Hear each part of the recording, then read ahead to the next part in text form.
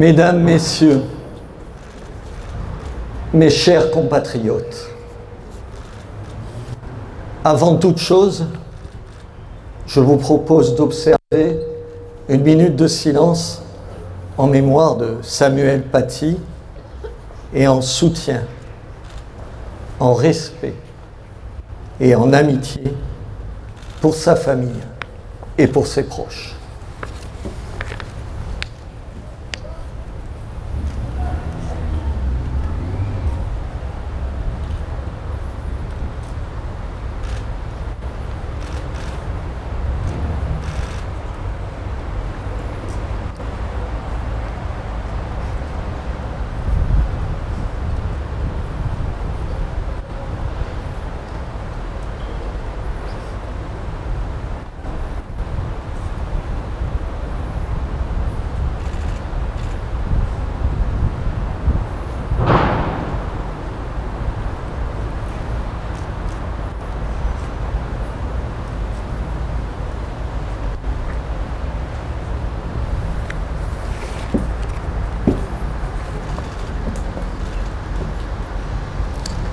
La tête tranchée. Un professeur d'histoire a eu la tête tranchée en France en 2020 parce qu'il a fait son travail, parce qu'il a expliqué à ses élèves ce qu'est la liberté d'expression.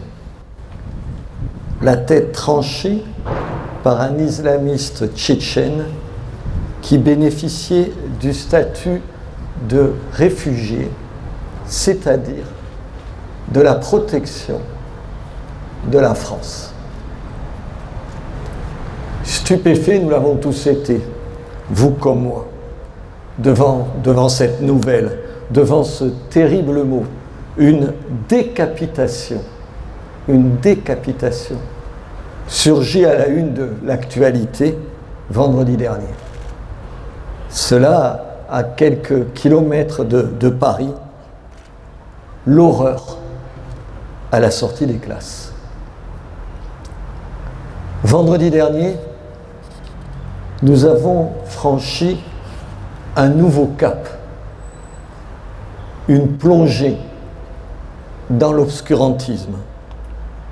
Vendredi dernier, un enseignant est devenu un martyr de la France.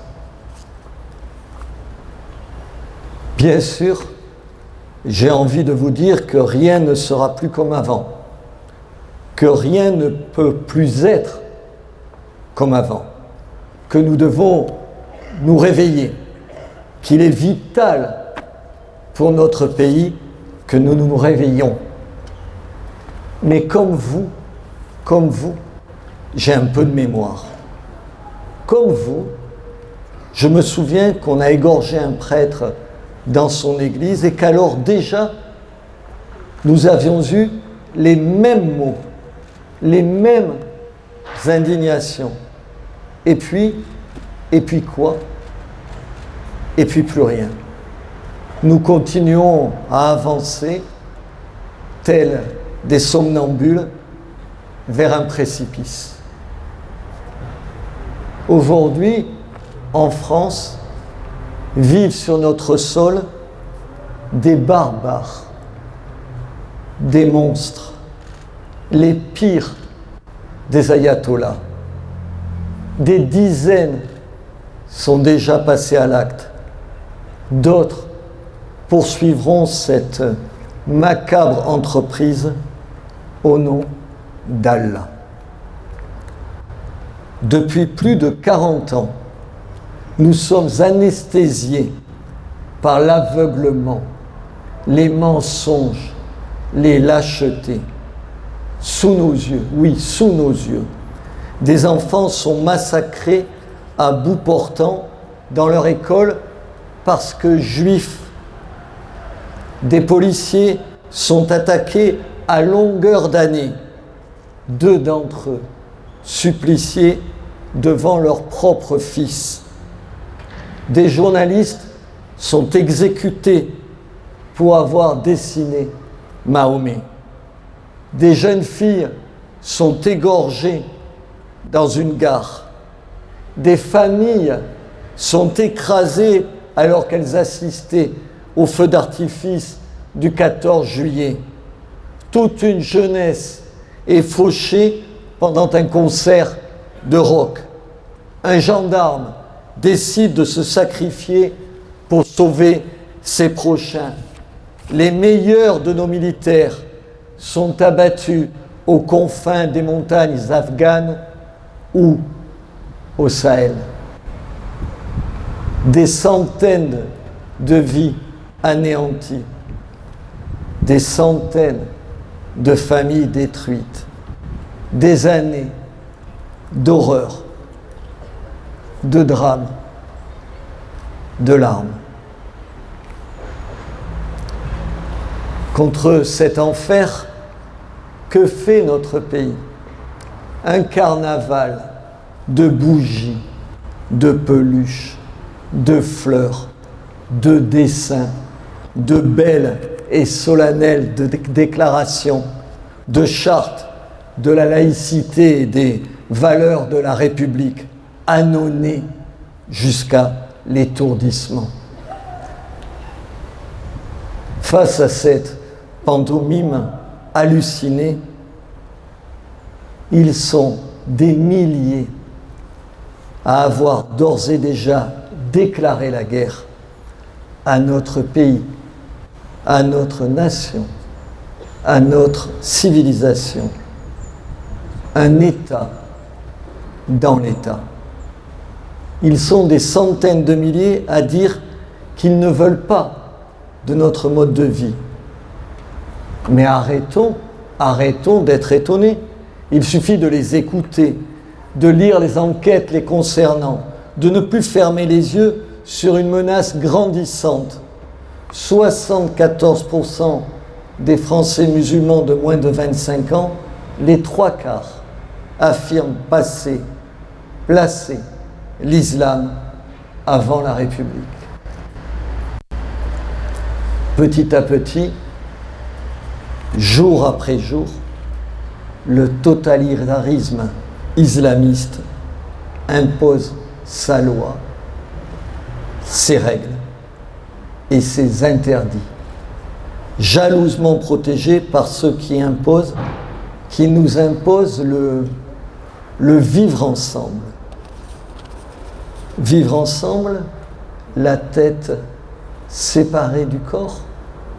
Vivre ensemble quand déjà 40% des enseignants reconnaissent qu'ils s'autocensurent sur certains sujets face à leurs élèves. On n'a pas de mal à imaginer quel sujet. Tout cela, je vous le dis aujourd'hui. Comme vous, je le refuse.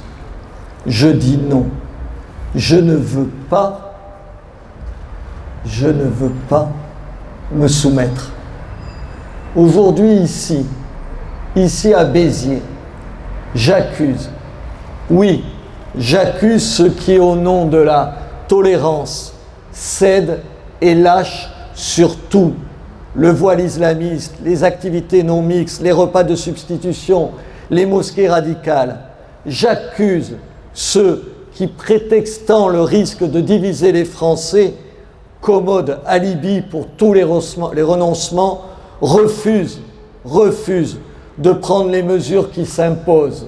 J'accuse ces élites qui se compromettent avec le séparatisme, ce séparatisme qui infecte les rues de nos villes, les terrasses de nos cafés, les commerces communautaires. J'accuse ceux qui disent « je suis Charlie, mais quoi ?» J'accuse ceux qui, sur les plateaux de télévision et dans les partis politiques,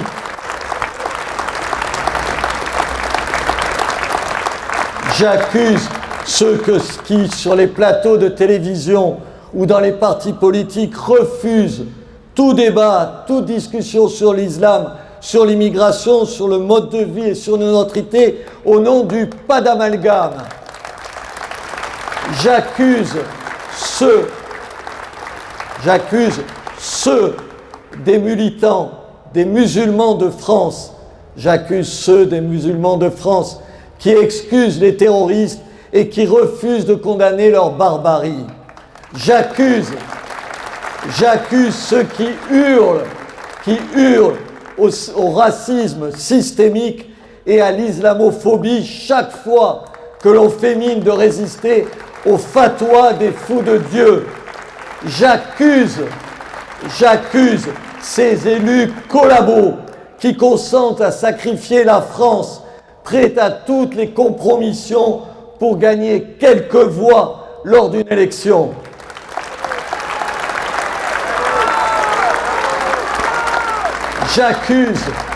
J'accuse les lâches qui ferment les yeux devant l'évidence, qui refusent de dire la réalité et d'utiliser les bons mots, les vrais mots. J'accuse tous ces politiciens, tous ces éditorialistes qui depuis plus de 40 ans se mentent et nous mentent. J'accuse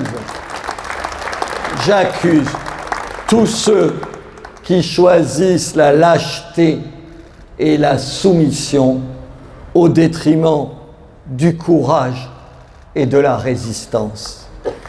J'accuse ceux qui laissent la France devenir un enfer, une terre de décapitation. J'appelle nos dirigeants à ne rien céder sur la liberté d'expression, sur cette liberté de la presse que durant plus de 20 ans à la tête de Reporters sans frontières, j'ai défendu avec mes confrères en France comme partout dans le monde.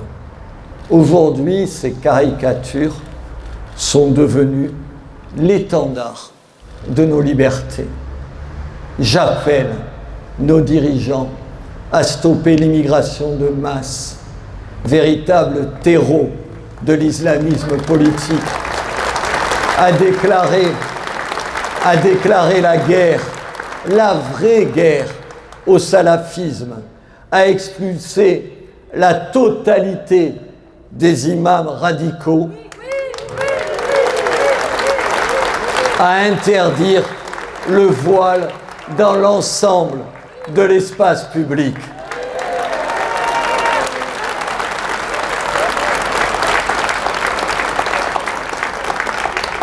Cette barbarie ne s'arrêtera pas là. Il faut lui déclarer la guerre. Et on ne fait pas la guerre à coups de marches blanches et de pancartes. L'heure n'est plus à l'indignation, l'heure est au combat. Vive la liberté d'expression, vive la liberté, vive la France combattante, vive la France.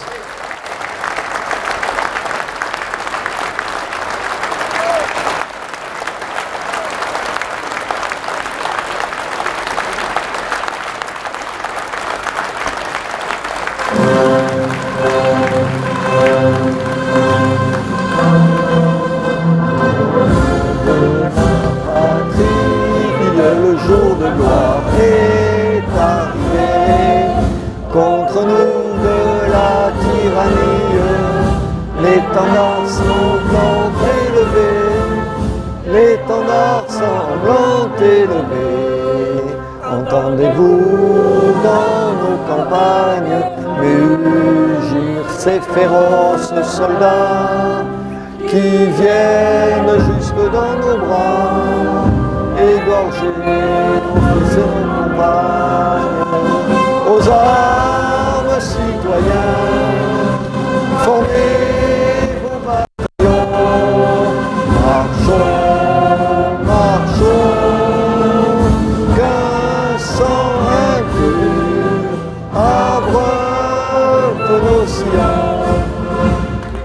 Armes citoyens, formez vos bataillons. bataillon.